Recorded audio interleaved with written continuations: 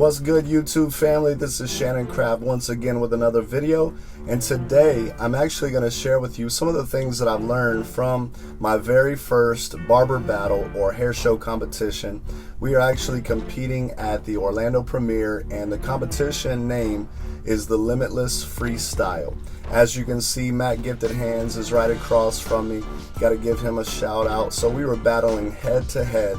Also want to give a shout out to my model Elias, and Angelina, his girlfriend, actually have their own YouTube channel that they kind of shared some of this video as well on their channel, and you can subscribe to them at AE I Love You.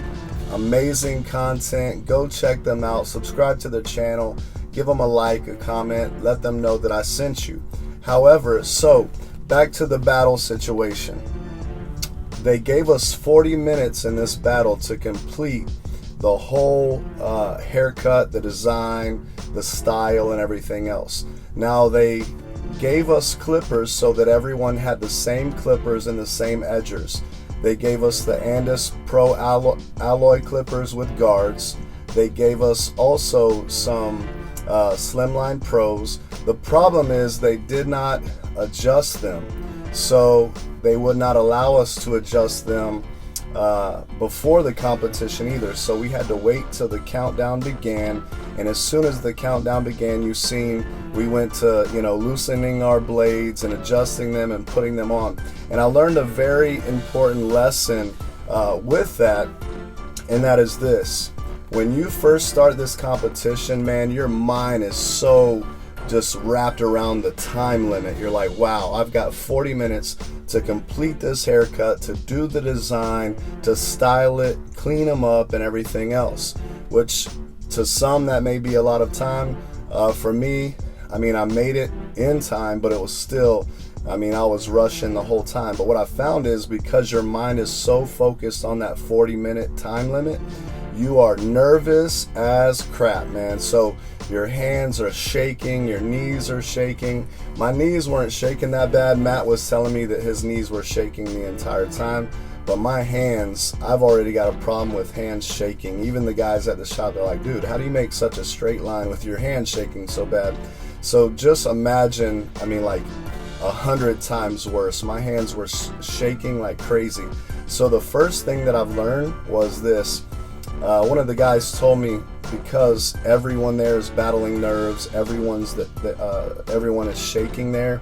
Actually, it was the guy who won last year, Gabriel. He said, listen, the thing that I do first is I will go ahead and cut all the hair down, which takes me about 10 minutes. And he said I'll work on the fade portion of it so that it kind of knocks off the nerves a little bit, so my hands are a little smoother when I'm taking out the screws, because I was very afraid that I was shaking so hard that I was going to drop a screw.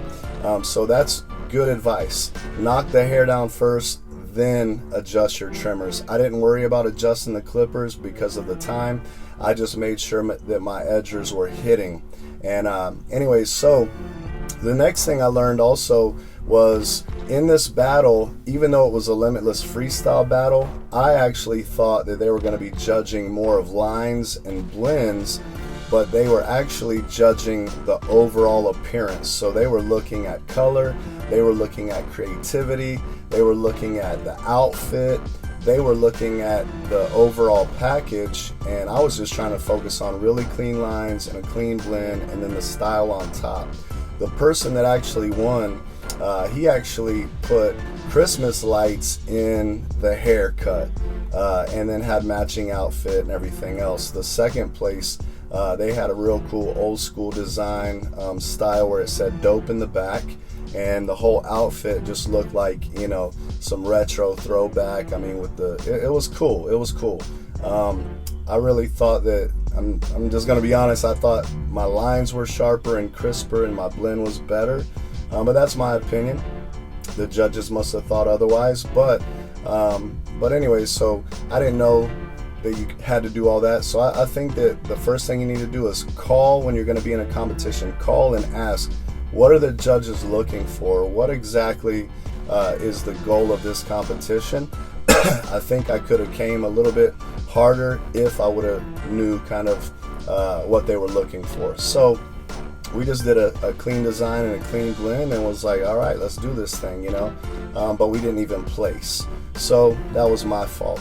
The third thing I learned is not to design all over, because after I did the design and the blend, I went back to the judges and I said, hey, I just want to know, what can I do better for next time? Can you critique me? And basically they said the lines were clean and where I did blend was very clean. They would have liked to have seen more blending in different areas. So, you know, for me, I just went designs all the way around the head because I thought, you know, I want to really grab their attention. Plus, for me, I feel like I can design faster than I can blend. So I went ahead and just stepped out and just threw designs all over, and I just blended up a few different little areas, but I should have blended a lot more. As you can see here, I'm doing some clipper over comb just to knock off all of that that's hanging over. But the fourth thing I learned, and you'll see at the end, is they're looking for a finished product. They said even if your haircut is very clean, your whole wardrobe matches and everything else, if there is hair still left all over your client, then they were like, to them, that's a loss. So thankfully, I didn't know that before, but they were telling us afterwards. So thankfully, I took the rag and I wiped them down really good. But what I did to start out, after adjusting my edgers, I just went straight in with a number 3 because I wanted to leave some bulk up top and give them a nice little style with a 245 indestructible clay. And then I went into, I think, a 1.5, just kind of flicked out at that 3, and then I went a 1 under that, and then I started my designs. And then after that, that's when I came in and touched up a little bit. There again, I was trying to, you know, really get in there and get those lines as clean as possible without the straight razor, because they would not let us use a straight razor. Let me pause for a moment also and just give a shout out to everyone that came and supported me. The majority of the people that you see in the crowd right behind me, they actually came to support. I have family there. My daughter was the blonde curly-headed girl that was standing back there. She actually is about to graduate hair school with her hair license and esthetician license. That was something she really wanted to get into. So my wife does hair, I do hair. My daughter now does hair, so it just runs in the family. But the rest of those people, for the most part, were people from her school, and I've been there several times and you know, did classes and things like that for them. So I just want to give a shout out to them, and also just the friends and family, the Tomb 45 family members that we have. I mean, people really showed up to support, so that was awesome. I thank God for them. But yeah, so those are some of the things that I learned. Once again, this was my first time competing. I had no clue. It was also Matt's first time competing, so we were just like, man, let's just get in there, give it everything we got. And anyway, so we just went at it. We both learned a lot, and we just had a good time. What I loved about the whole thing was whenever I went to buy a ticket, I got a 2-day ticket for $70. Well, then I realized that if I signed up for this competition, I had to pay $100 for the competition, but I got 3 days entry. I also got 1 day for my model. I got to keep all the clippers and everything else, and the cape and everything they provide, and you get the experience, man. So it was awesome. So here I took some indestructible clay from Tomb 45, and I just really began to piece it up. I didn't clean up his front edge as nice as I would like to. That's why I just started pulling some pieces down to give it that nice fringy look. And actually, Kenny Duncan came over to me and he said, I tell you what, if you were competing in like the men's classic and you did the texture you did on top of his head, he said you would win hands down.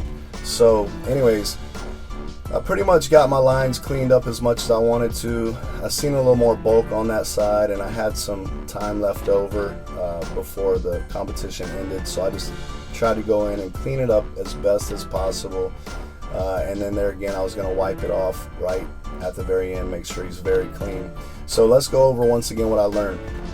I learned that you need to go ahead and knock down all the bulk before and then adjust your clipper so you knock the edge off.